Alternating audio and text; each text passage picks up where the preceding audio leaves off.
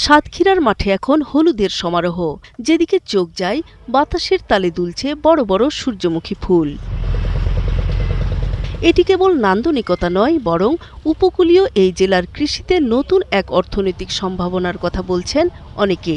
অন্তত 1-1.5 কেজি ওজন হবে এখন যা ওয়েট যা দেখতে পাচ্ছি। এখন সূর্যমুখী আমরা লাগাইছি, এবার নতুন লাগাইছি, কিন্তু এতে দেখা গেল আমরা ভালো একটা ফলন পাচ্ছি। আমি যদি সরিষা লাগাতাম তখন সর্বোচ্চ 4 মণ সরিষা পেতাম।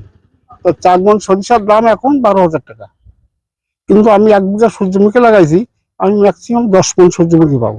সূর্যমুখী চাষে জেলার সফল কৃষক তহিদুল আমিন। কৃষি বিভাগ থেকে প্রশিক্ষণ নিয়ে 2 বিঘা জমিতে চাষ শুরু করেছিলেন তিনি। সরিষার চেয়ে ভালো ফলন আর অল্প খরচ দেখে এলাকার অনেকেই আগ্রহী হচ্ছেন এই ফুল চাষে। আমি সহ আমার এলাকা অন্তত শতাধিকেরও বেশি কৃষক এই সূর্যমুখী চাষ করেছেন এবছর।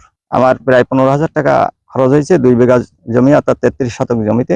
আমি আশাবাদী 40,000 টাকার মতন কেনাবেচা হবে।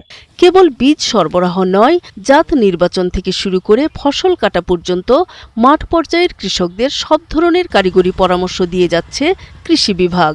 সম্পূর্ণ বীজ বপন থেকে শুরু করে এবং জাত নির্বাচন থেকে শুরু করে আমরা একদম ফসল কর্তন পর্যন্ত সার্বিক যে টেকনিক্যাল সাপোর্টগুলো লাগে সেই সাহায্যগুলো আমরা কৃষককে করে থাকি। কৃষি বিভাগের তথ্য মতে আগের বছর জেলায় 107 হেক্টর জমিতে সূর্যমুখী চাষ হয় এবং ফলন ভালো হওয়ায় লক্ষ্যমাত্রা ছাড়িয়ে যায়। তাই এবার আবাদ হয়েছে 228 হেক্টর জমিতে। এবছর এই জেলায় দ্বিতীয় তেল ফসল হিসাবে অগ্রগতি অর্জন করেছে, সেটি হলো সূর্যমুখী।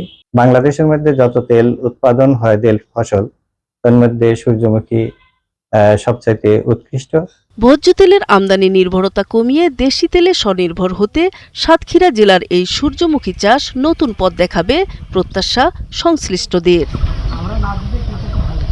নূর তাজমিন নীর, ৭১।